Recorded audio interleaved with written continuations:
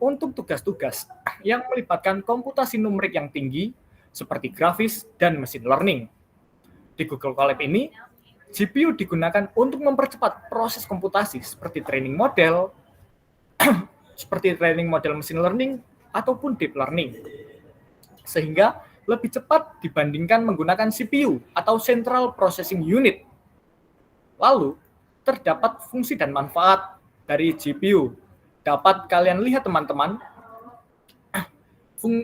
fungsinya memproses data paralel dalam jumlah besar untuk komputasi intensif, menjalankan operasi berbasis matriks seperti neural network supaya lebih cepat, dan mendukung library machine learning seperti TensorFlow dan PyTorch yang telah disinggung pada study jam sebelumnya.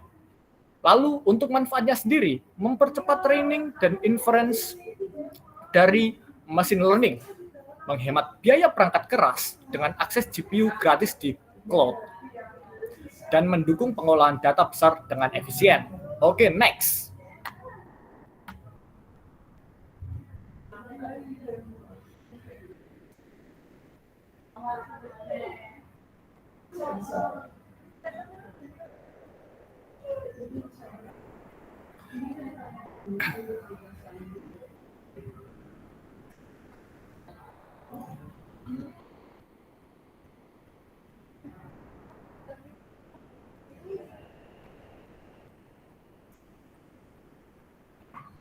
Slide 8.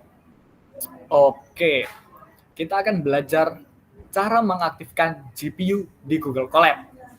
Oke, teman-teman juga bisa mengikuti step by step dari saya.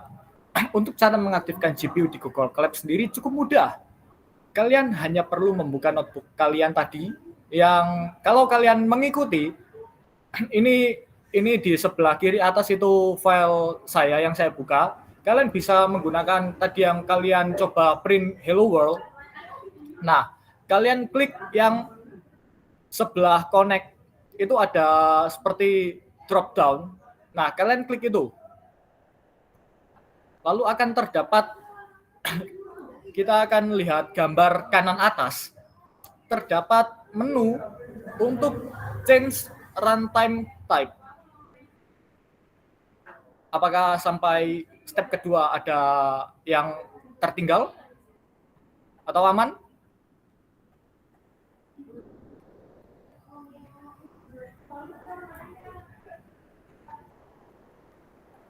Oke, kita akan tunggu teman-teman react dulu ya.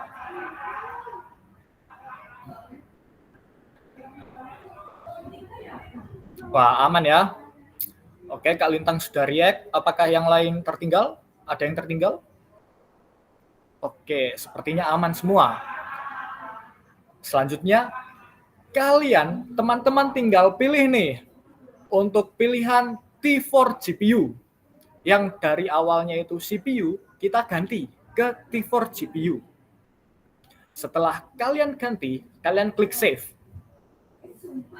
Nah, jika kalian klik save, kalian akan kembali ke halaman file notebook kalian awal, dan kalian klik connect untuk menghubungkan ke runtime type GPU tadi.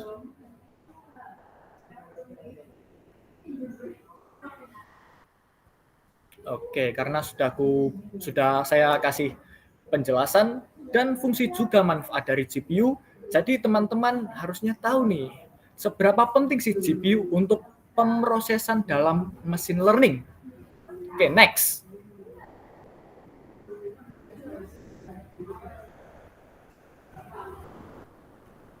Oke, di sini kita akan membahas install library Python tambahan. Maaf. Di sebelah kiri, gambar sebelah kiri, saya mencoba untuk pip install TensorFlow.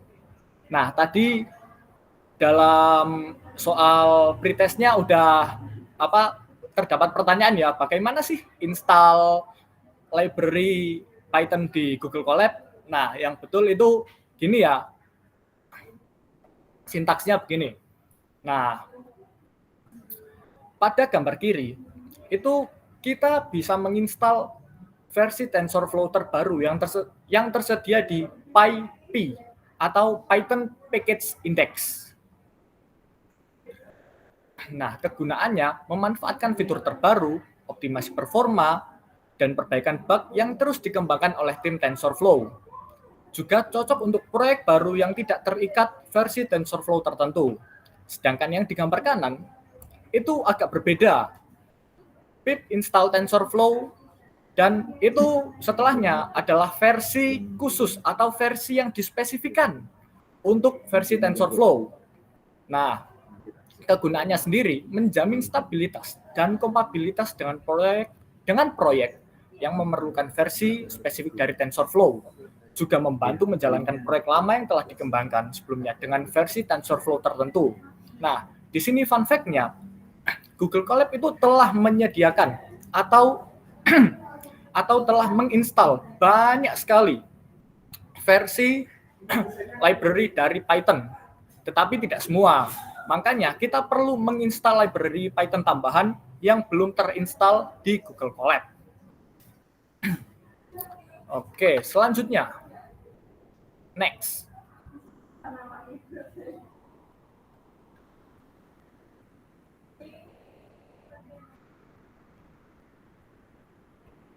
Oke, kita akan membahas pengenalan library Python yang akan membantu kita dalam mendalami machine learning. Apa saja itu? Apakah kalian penasaran? Oke, kita simak baik-baik. Next.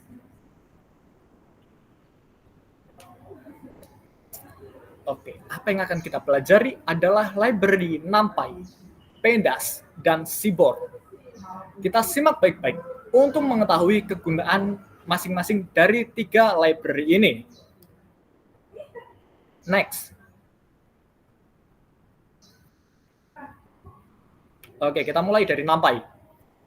Pengertian dari NumPy sendiri adalah library Python yang digunakan untuk komputasi numerik dengan menyediakan dukungan untuk array, multidimensi, dan berbagai fungsi matematika tingkat tinggi seperti aljabar linear, statistik, dan transformasi Fourier. Dan berikut adalah contoh penggunaannya.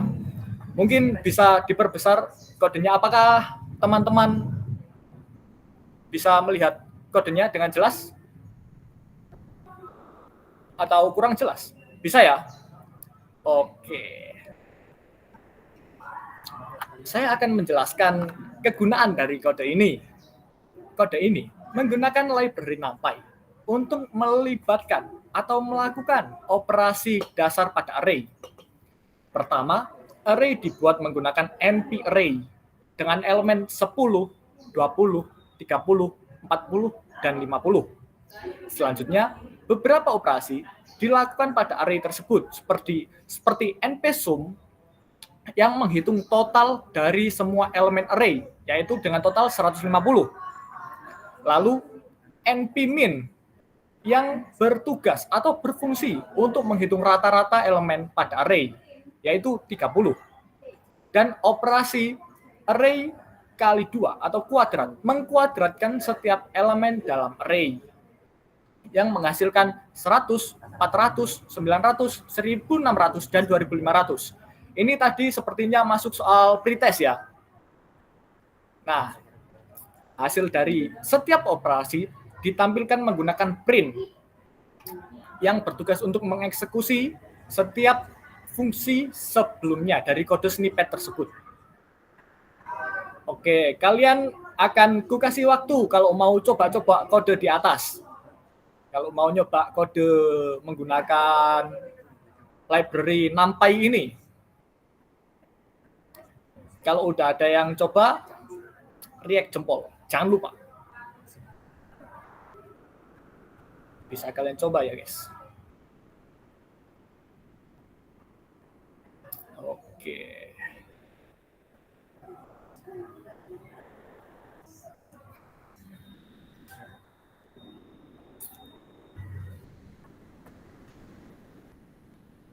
Atau kalian bisa screenshot dulu dan nanti kalian coba ya, gitu aja ya, biar kita lanjut ke materi selanjutnya, yaitu pengenalan tentang Pandas. Next.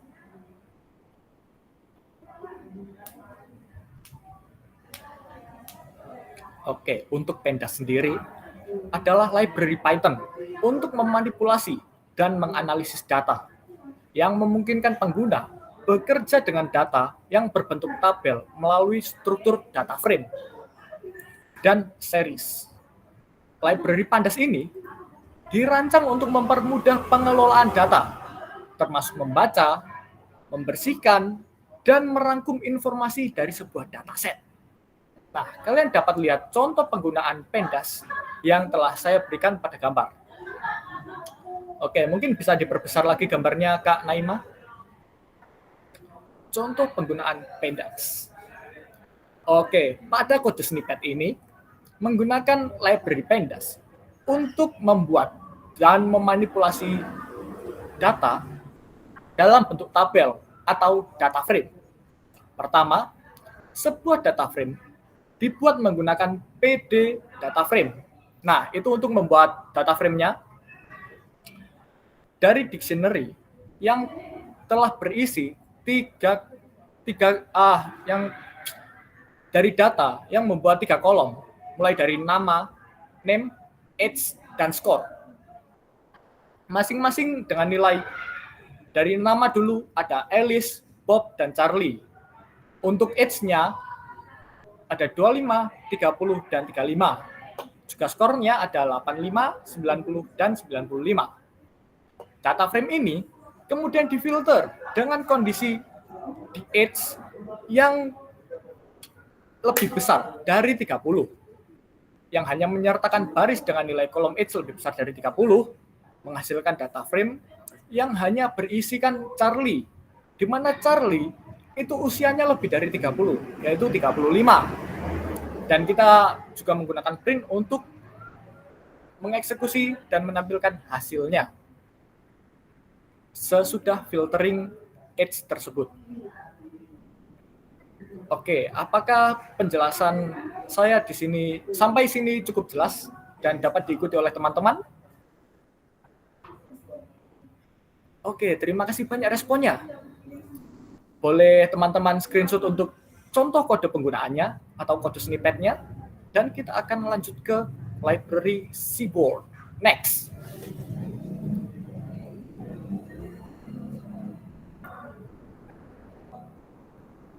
Oke, yang terakhir ada library Seaborn. Library Seaborn berfungsi untuk memvisualisasi data berbasis Matplotlib yang berfokus pada visualisasi data statistik. Seaborn menyediakan grafik yang lebih estetis, seperti heatmap, scatterplot yang telah disinggung sebelumnya, histoplot ada, dan juga boxplot, serta mampu bekerja langsung dengan data berbentuk data frame yang digunakan oleh Pandas. Nah, berikut adalah contoh kode snippet penggunaan dari Seaborn. Oke, di sini saya berikan kode snippet dan juga hasil visualisasi datanya. Kode ini menggunakan library Seaborn dan Matplotlib untuk membuat visualisasi data. Pertama, ini saya menggunakan dataset bawaan dari Seaborn yang bernama tips. Untuk membuat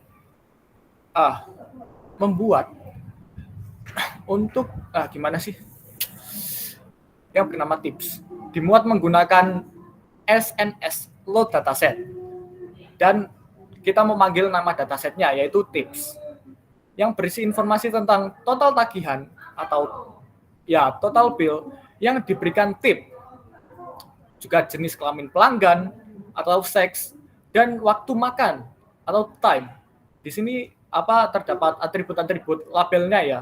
Ini datasetnya merupakan dataset supervised learning. Kemudian, sebuah scatterplot dibuat menggunakan SNS scatterplot, di mana sumbu X mewakili total tagihan. Oke, mungkin dapat digeser ke hasil visualisasi juga. Hasil visualisasi dari Seaborn sendiri.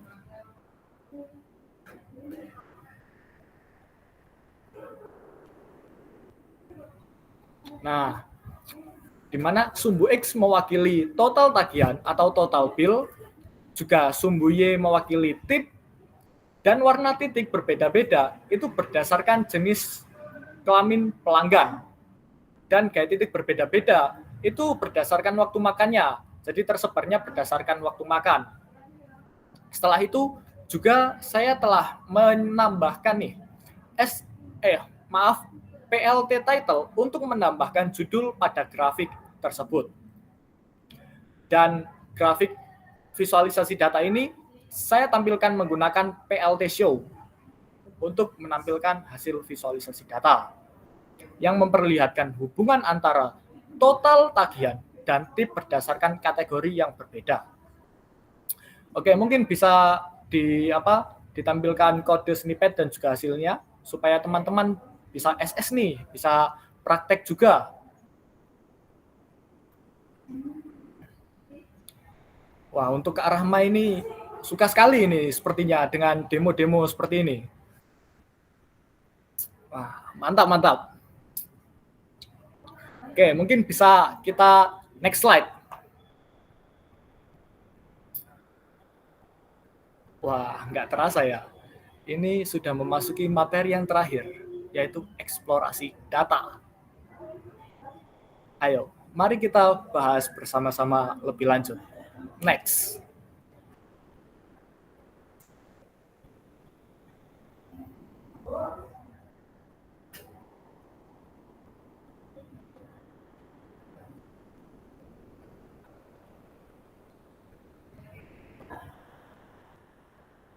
Sebelum masuk ke tahap eksplorasi data, kita harus mengetahui apa itu eksplorasi data.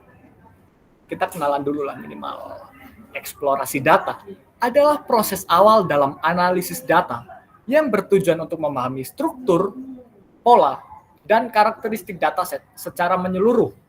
Nah, ini membantu ilmuwan untuk menyampaikan isi dataset tersebut kepada para audiens. Bukan berarti saya ilmuwan dan kalian audiens, bukan. Kita sama-sama belajar di sini. Next. Siapa tahu kalian adalah calon-calon ilmuwan masa depan. Oke, apa yang akan kita pelajari sesuai dengan pengertian dari eksplorasi data? Kita akan mempelajari 3 aspek yang mencakup proses tahapan dalam eksplorasi data yang ditambahkan sedikit bumbu dengan menggunakan Python di dalamnya. Untuk mempermudah kita, yaitu membaca dataset menggunakan pandas, menghitung rata-rata, median, max value, dan min value. Dan terakhir, memvisualisasikan data menggunakan Seaborn. Yang tadi memang sudah kita singgung sedikit sebelumnya. Tetapi ini akan kita gali atau kita kuliti lebih dalam lagi. Next.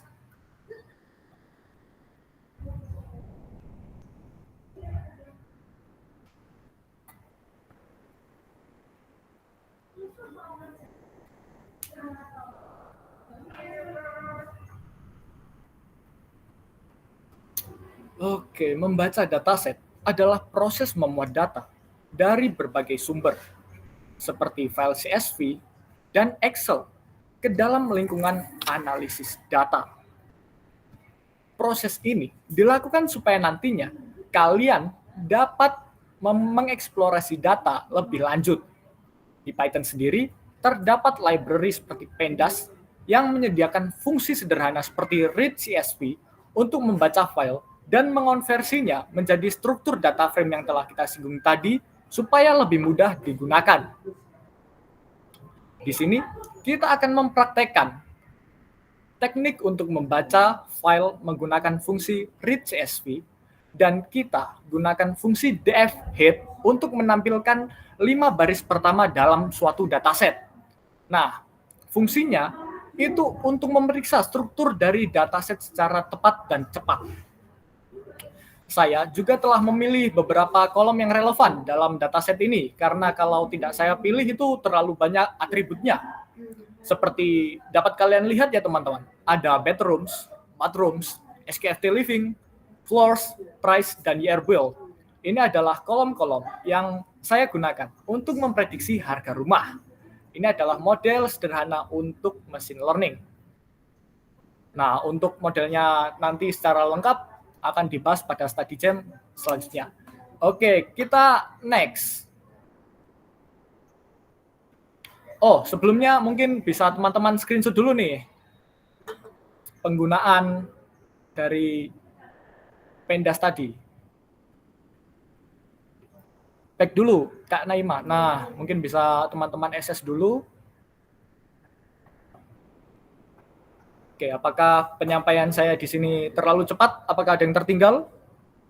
Atau pas nih untuk teman-teman yang semangat buat demonya?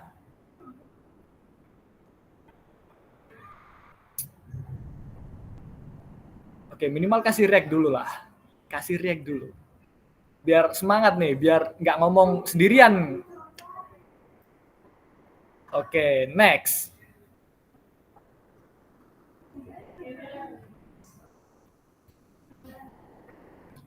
Selanjutnya, pada slide untuk menghitung rata-rata.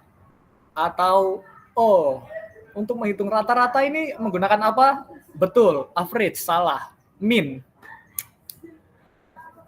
Oke, tahap ini merupakan bagian penting dalam eksplorasi data karena apa sih? Membantu kita untuk memberikan gambaran awal untuk distribusi data serta mengidentifikasi pola dan anomali dalam suatu dataset. Karena yang telah disinggung Kak Faiz sebelumnya, terdapat banyak anomali seperti outliers atau nilai yang kosong, nol pada suatu dataset. Jadi kita harus cleaning dulu. Nah, ini adalah salah satu tahapan. Di sini saya mencoba untuk menunjukkan nilai dari rata-rata atau mean, median, max value, dan min value dari kolom price. Saya menggunakan kolom price untuk mencontohkan kepada teman-teman sekalian. Nah, dapat teman-teman lihat, mungkin bisa di zoom, dari kolom price terdapat ya rata-rata harga rumah yang ada dalam dataset, terus mediannya, max value, dan juga min value. Max value harga tertinggi dari rumah tersebut, dan min value harga terendah dari rumah tersebut. Dan memang saat saya cek, memang ternyata ada nih harga rumah yang terlalu tinggi dan juga harga rumah yang hasil donasi karena nol harganya, gratis nih. Dan yang tertinggi nggak tahu ini ya rumah apa ya. Oke, mungkin teman-teman bisa screenshot juga nih kode untuk menghitung min, median, max value, dan min value.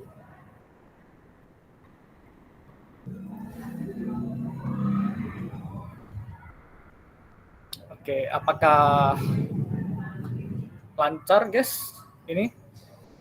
Apakah kalian semua dapat memahami apa yang saya yang masih penuh kekurangan ini telah sampaikan? Waduh, mantap ya. Oke, mungkin kita bisa lanjut ke visualisasi data menggunakan Seaborn. Nah, siapa kemarin yang bahas tentang korelasi-korelasi? Nah, di sini saya akan mencontohkan penggunaan korelasi, tetapi akan saya gunakan korelasi matriks. Sebelum kita membahas visualisasi data, kita harus mengetahui nih, apa sih itu korelasi matriks? Korelasi matriks adalah sebuah tabel yang menunjukkan tingkat hubungan atau korelasi antara sepasang variabel dalam sebuah dataset.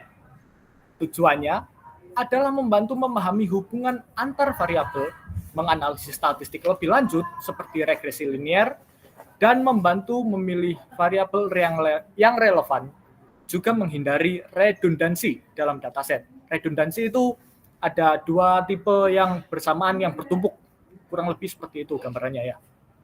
Nah, sudah disinggung Kak Faiz juga pada study jam sebelumnya, dengan nilai kisaran korelasi itu memang dari min 1, 0, dan plus 1, yang menunjukkan seberapa kuat hubungan dalam korelasi antar hubungan variabel dalam sebuah dataset. Next.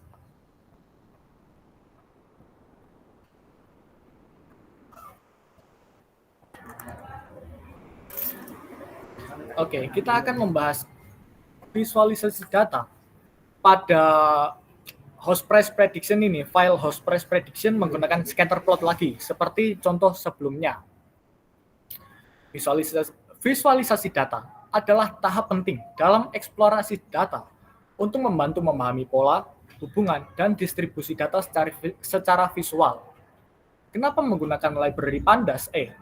Library Seaborn, karena Seaborn terkenal dengan kemampuannya untuk menghasilkan visualisasi yang lebih menarik dan informatif dengan sedikit kode saja. Jadi kalian nggak perlu terlalu banyak ngetikin kode nih. Kalian tinggal panggil-panggil fungsi dari Seaborn sendiri, terus kalian tinggal masukin, oh mau nampilin kolom ini nih, kolom ini juga ah. Nah, kalian tinggal nanti pakai PLT show, terus kalian run. Udah jadi. Nah, sebagai contoh, dalam kode snippet yang telah saya sediakan di samping kanan pada layar PowerPoint, kode ini membuat visualisasi scatter plot untuk menggambarkan hubungan antara ukuran rumah atau SQFT living dan harga rumah atau kolom price menggunakan Seaborn. Dalam scatter plot kali ini, sumbu X mewakili ukuran rumah, sedangkan sumbu Y mewakili harga rumah atau price. Titik-titik dalam scatter plot tersebut diwarnai berdasarkan jumlah kamar tidur atau bedrooms dengan menggunakan parameter hue yang memudahkan identifikasi perbedaan jumlah kamar tidur pada setiap titiknya. Palet Viridis digunakan untuk memberikan warna yang lebih kontras dan mudah dibaca. Nah, ini menggunakan Viridis ya. Oke. Juga saya menambahkan PLT title. Wah, di situ tidak kelihatan ya. Mungkin tercrop gambarnya. PLT title untuk memberikan keterangan hubungan ukuran rumah dan harga rumah, SQFT living dan price. Dan label dari sumbu X dan Y ditambahkan PLT X label dan PLT Y label untuk memperjelas apa yang diwakili oleh masing-masing sumbu. Terakhir, tadi sudah saya singgung PLT show untuk menampilkan hasil plot visualisasi data di layar. Oke, teman-teman juga bisa screenshot kode ini untuk teman-teman coba nantinya demo simple-simple, guys. Oke, next.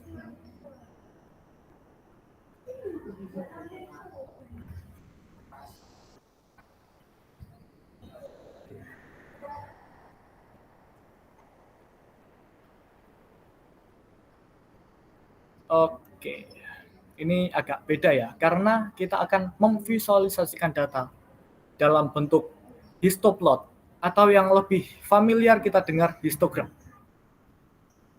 Kode ini membuat visualisasi histogram menggunakan Seaborn untuk menampilkan distribusi rumah atau distribusi harga rumah, atau kita gunakan kolom price dalam dataset dengan jumlah bin sebanyak 30 untuk mengelompokkan data ke interval tertentu, ditambah kurva estimasi kepadatan kernel dengan KDE sama dengan true untuk menunjukkan distribusi data secara halus, serta menggunakan warna biru, color blue, pada kode snippet untuk membuat grafik berwarna biru. Grafiknya saya beri judul distribusi harga rumah. Dan juga tiap sumbunya sudah saya tambahkan PLT X label dan PLT Y label seperti yang saya jelaskan sebelumnya. Juga menggunakan PLT show untuk menampilkan hasil visualisasi data dalam bentuk histoplot atau histogram. Oke, teman-teman juga bisa screenshot. Dan nantinya bila teman-teman ingin mencoba, nantinya akan saya kasih datasetnya, karena datasetnya tadi saya memanggil read CSV-nya itu menggunakan data.csv. Terdapat datasetnya sendiri. Oke, next.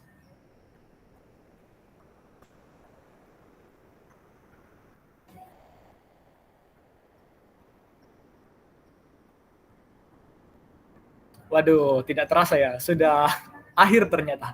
Akhirnya kita selesai membahas tentang 3 materi kita, yaitu lingkungan pengembangan Google Colab, juga pengenalan library Python untuk membantu dalam urusan machine learning. Maaf. Dan juga eksplorasi data, yang merupakan salah satu tahapan dalam machine learning. Lalu, sekarang nih, saya akan membuka sesi tanya jawab untuk teman-teman.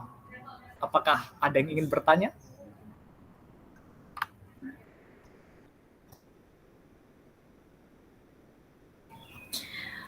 Mantep nih pemaparan materinya. Ayo guys, siapa yang mau tanya duluan bisa raise hand on cam, on mic, on cam, atau bisa di chat. Oh iya. Atau gini, mungkin teman-teman bisa sampaikan nih apa pertanyaan teman-teman di kolom komentar. Kita akan batasi sampai pukul 4 pas. Dan selanjutnya kita akan lanjutkan ke sesi post-test. Oh ya teman-teman, aku juga mau minta tolong nih buat share momen studi jam kita sama Kak Victor hari ini di Instastory IG kalian. Bisa tag di IG-nya GDGO CUM juga, biar teman-teman yang lain juga tahu nih bahwa ada studi jam MLEA yang seru banget nih. Boleh dong, pastinya udah follow semua kan ya akun GDGO CUM-nya. Kasih rate dong, mantap. Oke. Baik teman-teman yang mau tanya sama Kak Victor yang jago banget ini dipersilahkan. Gratis kok, ayo. Nah ini, dari Kak Lintang Pramudia, izin tanya Kak, apakah bahasa pemrograman yang bisa dipakai di Google Colab hanya Python atau ada yang lain? Gimana nih Kak? Oke, mungkin Google Colab itu secara default dirancang untuk bekerja atau mengeksekusi bahasa pemrograman Python sendiri. Tetapi tidak menutup kemungkinan untuk teman-teman sendiri mencoba bahasa yang lain. Seperti contohnya ada Julia, kalau kalian pernah dengar, itu untuk membuild atau membangun AI juga. Juga ada bahasa R atau mungkin kalian agak asing ya, Rust. Juga bisa untuk bahasa pemrograman logika lainnya, seperti JavaScript juga bisa. Tetapi mungkin agak ribet karena harus install library yang terpisah, atau kalau kalian gunakan JavaScript itu mungkin ada istilah framework. Dalam setiap framework JavaScript kan berbeda-beda untuk sintaks dan yang lain-lain, kurang lebih begitu. Gimana nih Kak Lintang, apakah menjawab atau ada feedback? Boleh di kolom chat atau juga boleh on mic. Oke, menjawab. Terima kasih. Terima kasih kembali. Oke, next pertanyaan yang lain teman-teman. Bebas pertanyaannya. Nah, dari Kak Aryo.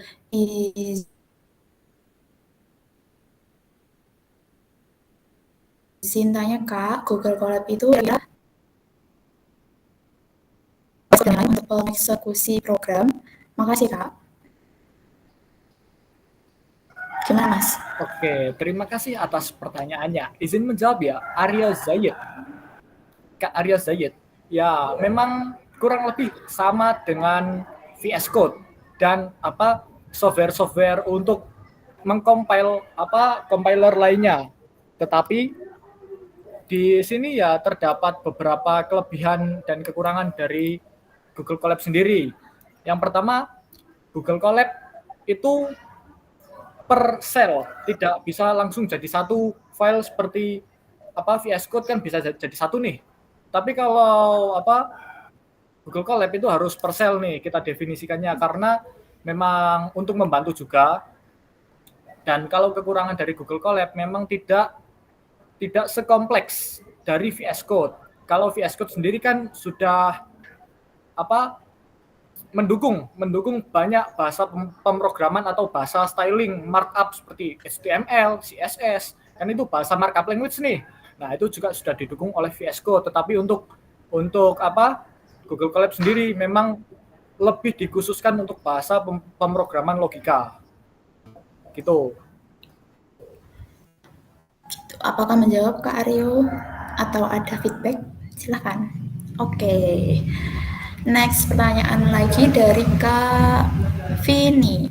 Kak izin bertanya, apa sih tips dan trik untuk pemula di bidang ML AI ini? Wah, kasih tips Bang.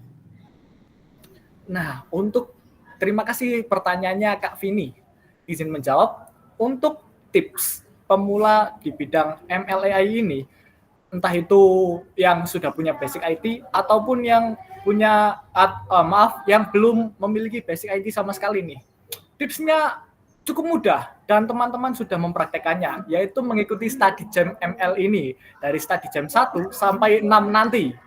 Kita akan belajar mulai dari perkenalan awal yang dimulai oleh Kak Faiz sampai nanti menjadikan model machine learning. Begitu tipsnya. Makanya guys, tolong diikuti terus, jangan bolong. Betul. Jangan sampai kelewatan studi jam ML AI. Gimana Kak Vini? Apakah menjawab?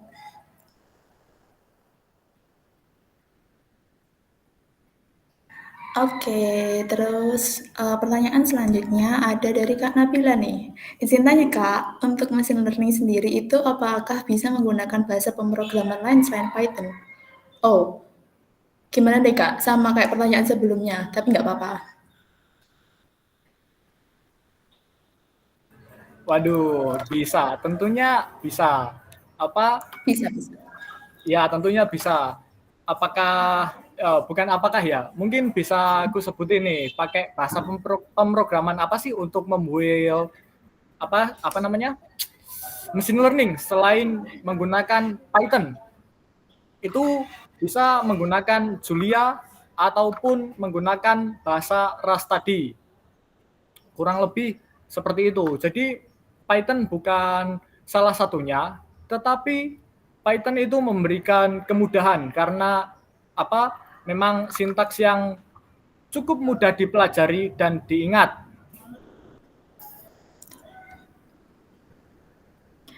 Oke, apakah menjawab Kak? Oke. Pertanyaan selanjutnya ada dari Kak Ari Rahma. Apa fungsi dari NumPy Array dibandingkan dengan list biasa? Apa perbedaan antara SNS scatterplot dan SNS repplot dalam Seaborn? Wah. Oke, boleh nih pertanyaannya.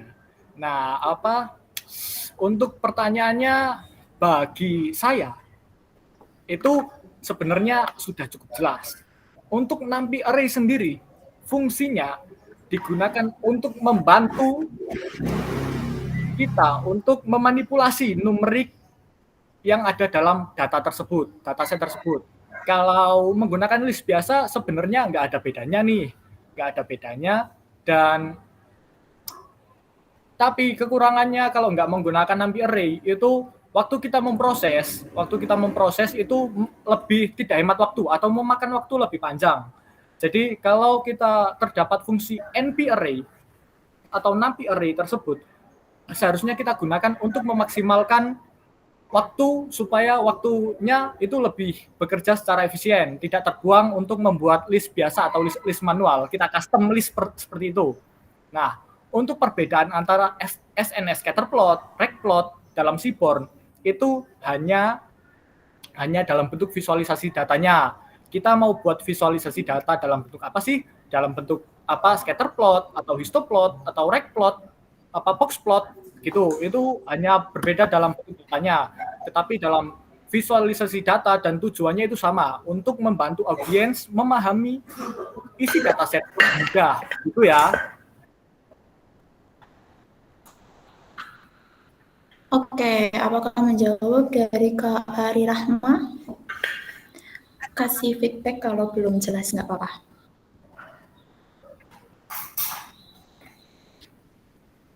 Oke.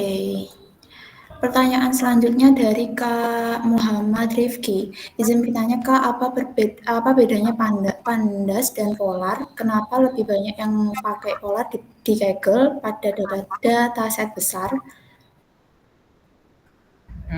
Oke, terima kasih atas pertanyaannya.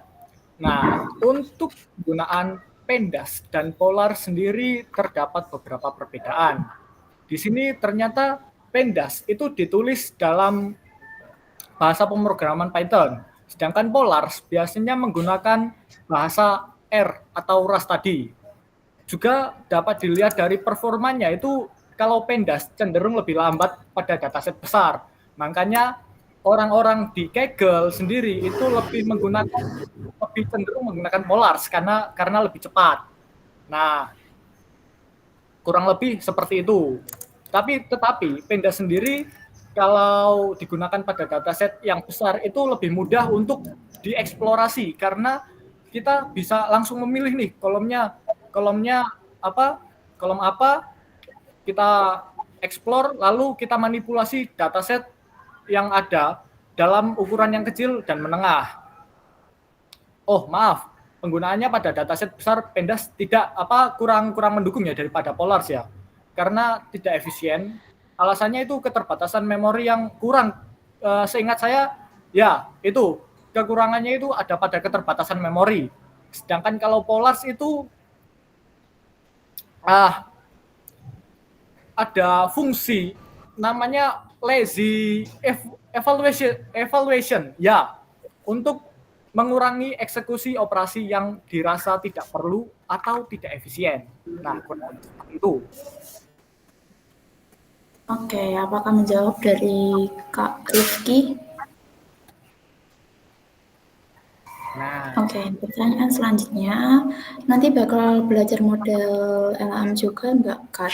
Sepertinya iya, makanya jangan lewatkan studi jam selanjutnya. waduh, langsung dijawab Jangan oleh sampai moderator. kelewatan. Itu dikasih spoiler ya guys ya, akan belajar LLM atau Large Language Machine. Oke.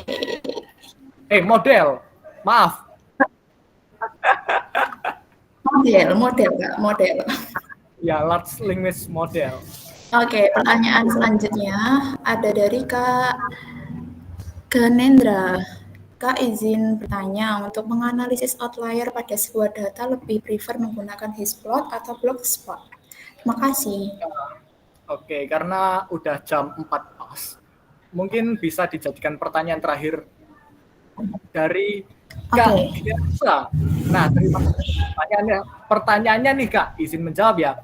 Untuk menganalisis outlier pada sebuah dataset, itu kalau dari saya sendiri, menurut saya lebih prefer boxplot.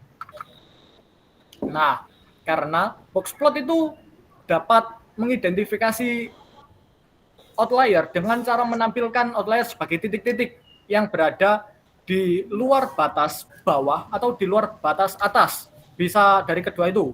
Nah, kalau ada titik-titik yang di luar batas itu, kemungkinan dalam dataset tersebut ada outlier. Nah, kurang lebih seperti itu. Kalau Higgsplot sendiri, ya memang bisa membantu outlier. Tetapi hasilnya tidak begitu jelas seperti boxplot. Nah, kalau dari Higgsplot itu menampilkan outliernya dengan melihat lonjakan ekstrim pada ujung distribusi. Kalau ada lonjakan ekstrim yang tidak normal, itu kemungkinan terdapat anomali atau outlier. Kurang lebih seperti itu.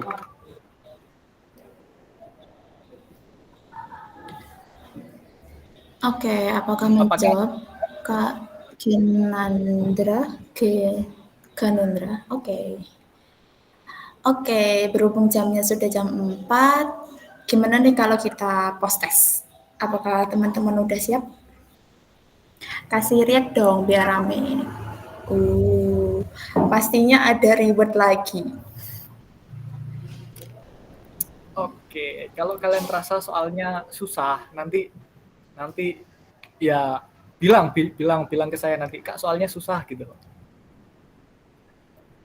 Nah, mungkin Bukan Sama mungkin, Kak maaf. Faiz sudah. Sudah di-share oleh Kak Faiz. Kalian bisa akses ke Oke. alamat URL yang telah dibagikan. Mungkin Kak Naima bisa stop share screen biar Kak Faiz membantu dalam Oke. bagian post test study jam. Oke. Semangat teman-teman ngerjain post testnya. Semangat. Hadiahnya menunggu dari Kak Victor. Kalau semisal Rahma nih yang juara satu lagi, saya akan pilih yang peringkat 2. Gimana nih? Iya, jangan. Nanti Betul, biar ganggu semuanya Rahma. dapat giliran. Betul, biar adil. Betul. Yuk guys, join. Oke, bisa diakses ya teman-teman. Semangat ngerjainnya post test. Tapi nggak apa-apa Rahma, kalau kamu bisa dapetin posisi satu lagi, kutunggu di study jam 6 nanti. Apakah akan tetap peringkat 1? Kita lihat. Nanti akan ada reward spesial deh kalau kayak gitu. Chill. Saya banget, tapi tetap Seram. ada special reward kalau tetap konsisten pada peringkat 1. Tetap ada hadiahnya. Oke. Masih 19 players. Ayo teman-teman join.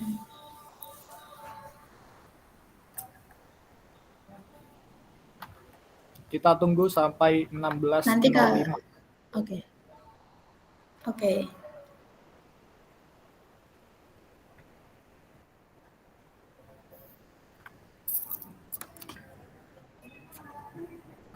Nanti kalau soalnya susah, protesnya ke Kak Victor ya. Enggak lah, mereka ini pintar-pintar. Oh, suhu-suhu ini. Iya. Toh materinya tidak terlalu susah kan ya teman-teman ya. Kan teman-teman ini sangat suka dengan demo atau praktek nih. Nah, nanti akan saya kasih modulnya, saya kasih file IPYNB-nya, saya kasih datasetnya, juga PPT study jam kali ini. Nanti ditunggu di grup ya. Saya share nanti.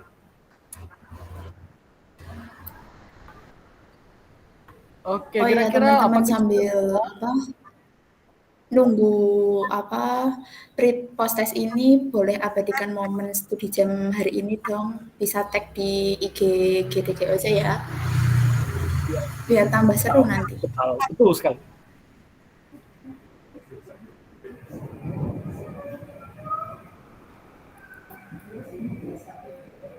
Aduh. Yang udah join boleh react dong. Ya, mana ini yang belum join ini? Tadi 22, sekarang 21. Waduh. Ini malah ada yang keluar lagi. Yang benar saja. Oke, mungkin karena sudah pukul 16.05, Kak Faiz bisa start ya untuk post testnya. Start. Oke. Semangat teman-teman. Bagaimana cara mengaktifkan GPU di Google Colab? Gampang lah ini. Apa ya tadi? Ceng.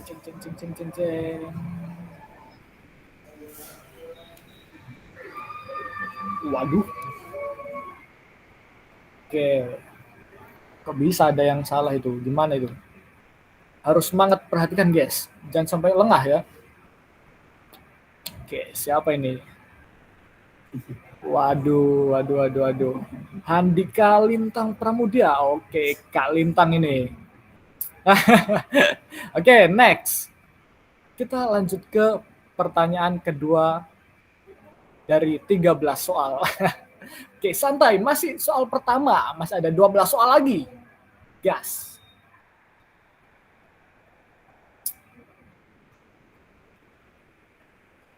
Apa manfaat utama GPU dalam machine learning? Wah, apakah soalnya susah, guys?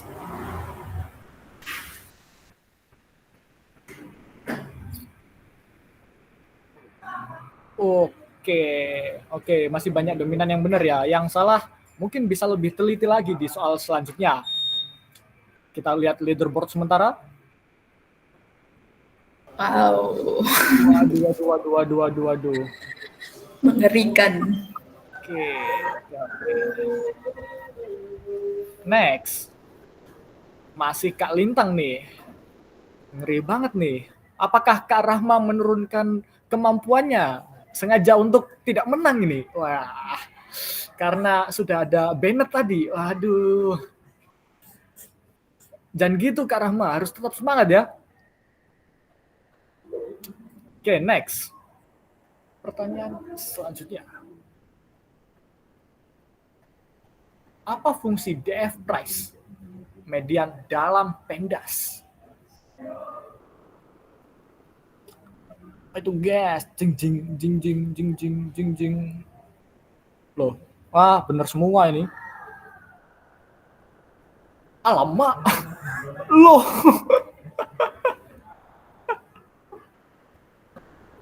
Guys, Kak, kasih riak guys, Kak, kalau kesusahan guys. Kasih riak kalau kesusahan. Protes. Waduh. Oke, IPINB ini siapa ini? Apakah ini anomali? Wah, siapa ini? Oke, next. 4 dari 13. Wah, ngeri ini IPINB. Siapa ini? Atas nama Kak siapa ini? Apa arti nilai korelasi min 1? Waduh, HTS. Apa itu? Waduh. Oh, wah. Aduh. Astagfirullah. Gak apa-apa guys, memang dengan HTS itu Gak apa-apa. Gak apa-apa. Mantap. Kerja bagus. Oke, masih dengan IPINB sebagai tidak, sudah bergeser ke Nabila Zakia. Wah, ini Wow, ngeri ini, master ini. Oke, next. Ke soal selanjutnya. 5 dari 13. Rahma, jangan patah semangat Rahma. Ya, semangat Rahma. Kak Rahma, ayo. Bisa kamu, langsung ini. Peringkat 1 ntar.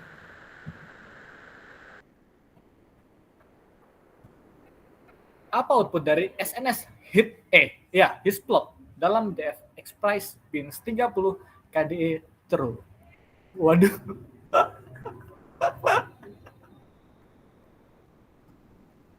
Cek 3 2 1. Jeng. Oke. Histogram distribusi dengan dengan kurva KDE. Oke, kita lihat leaderboard sementara. Wah, apakah digeser?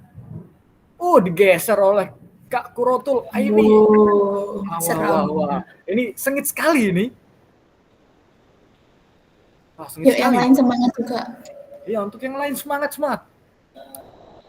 Yang semangat dong.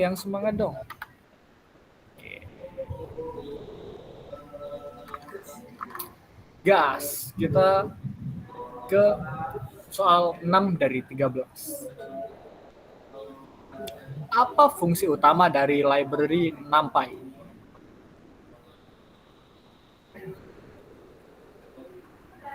Sepuluh, 9, 8, 7, 6, 5, 4, 3, 2, 1. Set. Oke. Numerik dan manipulasi array. Wah, ini sangat memperhatikan ini ya. Mantap. Wah, memang soalnya terlalu mudah ini sepertinya. Soalnya terlalu mudah. Banyak benar ini. Pas sekali ini. Pintar-pintar teman-teman sekalian ini. Oke, next. Suhu mereka, Bang. Masih Kak Kurotul Aini yang memimpin. Oke, pertanyaan 7 dari 13. Perintah apa sih yang digunakan untuk membuat scatter plot dalam Seaborn? Wah, jawabannya kecil sekali. Pak.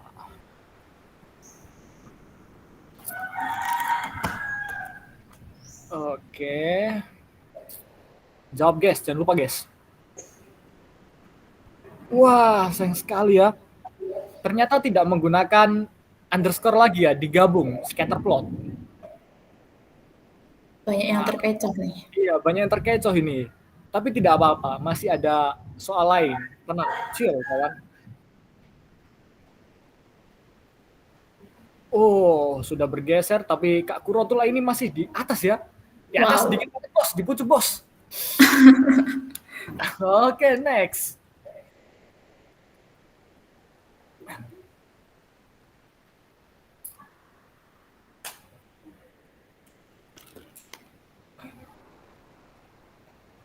Mengapa kita menggunakan PLT title? Gampang ini.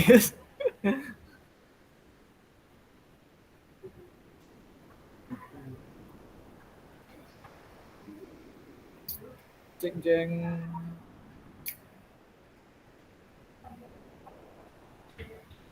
Wah, Oh, banyak yang benar ya.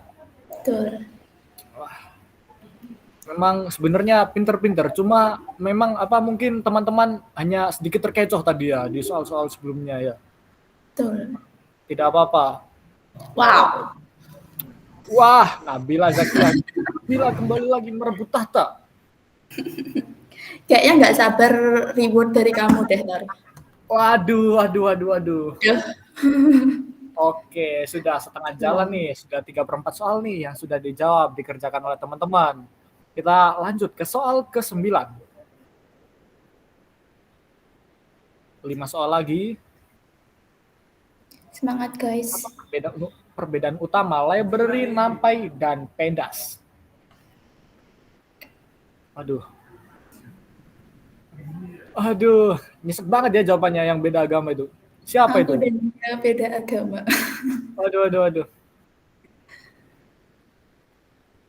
Set. Mantap sekali. Oh, itu yang satu sepertinya anomali ya.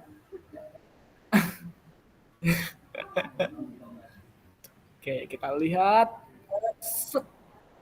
Waduh, waduh, waduh. Mantap banget. Tetap. Beda tipis ya untuk Kak Nabila dan Kak Kurotula ini. Mereka berebut tahta ini. Yang lain masih ada kesempatan nih di 4 soal terakhir. Semangat, Oke. semangat. Soal nomor 10.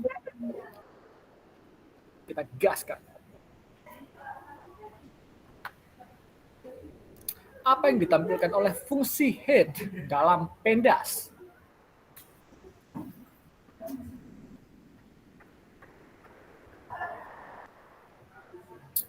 Guess, apa tadi guess? Fungsi head.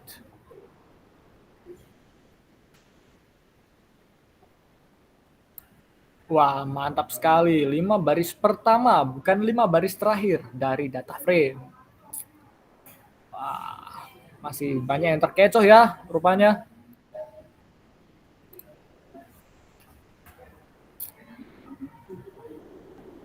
Oke, wah, terkejar. Wah. Ayo yang lain ini, mana IPINB ini? Ayo, gas, gas, semangat. Semangat. Semangat. Oke, saya ragu ini IPINB ini nanti ternyata Rahma tiba-tiba langsung bener semua. Wah. Ayo, kita ke soal ke-11. Apa tujuan visualisasi data?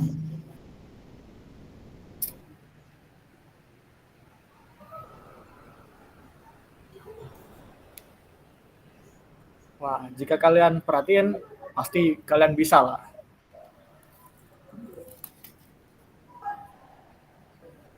Wah, langsung ini, Ngeri. Memang top ini. Teman-teman sekalian ini sangat top sekali. Set. Wah. Tetap rupanya. Iya, tetapi ada pergeseran di leaderboard. Ya. Kelas sekali. Ayo guys. Ya teman-teman, jangan patah semangat, tetap Semangat guys. Yuk, soal selanjutnya.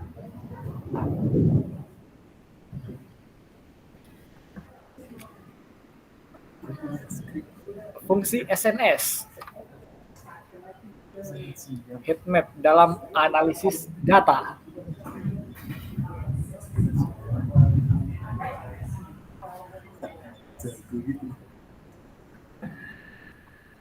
Oke guys, mantap sekali. Ternyata teman-teman ini sangat pintar dan bersemangat ya dalam memerhatikan saya yang masih penuh kekurangan ini dalam menyampaikan materi.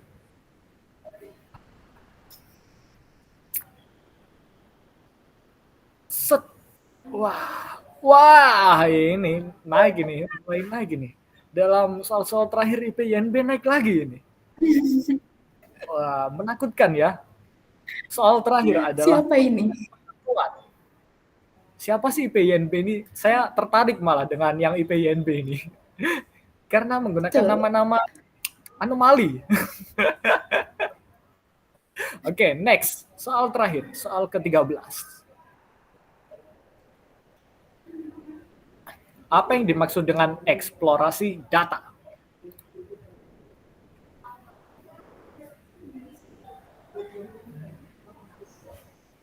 Wah, cepat sekali teman-teman di dalam form. Wow. Gokil. Mahal sekali, mahal. Betul semua, guys. Untuk penutupan ini, betul semua. Keren. Set. Oke, untuk Kak Pro kita kasih react tepuk tangan dulu. Jangan lupa di screenshot ya Kak ini. Iya, jangan lupa di screenshot ya.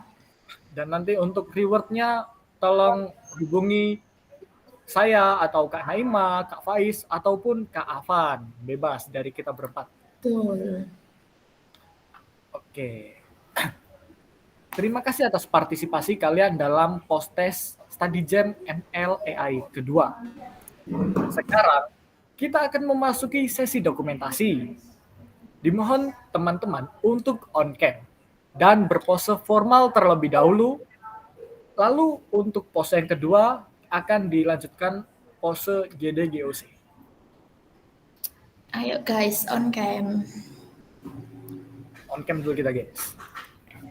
Tacap dulu. Yang belum beruntung jangan berkecil hati ya. Ada kuis tadi. Tenang, chill. Masih banyak kesempatan yang menunggu. Oke, formal dulu ya guys. Mungkin Kak Naima bisa dihitung untuk sesi dokumentasinya. Oh ya, ini yang dokumentasi Kak Afan ya? Apa Kak Faiz? Oh iya. Aman? Udah ready semuanya? Boleh react dong. Oke. Kita pose formal dulu ya guys. Hitungan 1, 2, 3.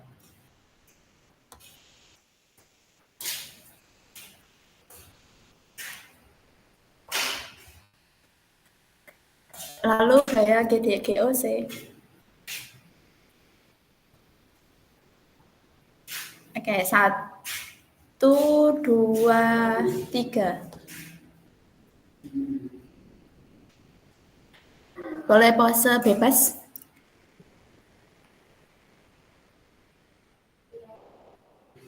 Satu, 2, 3.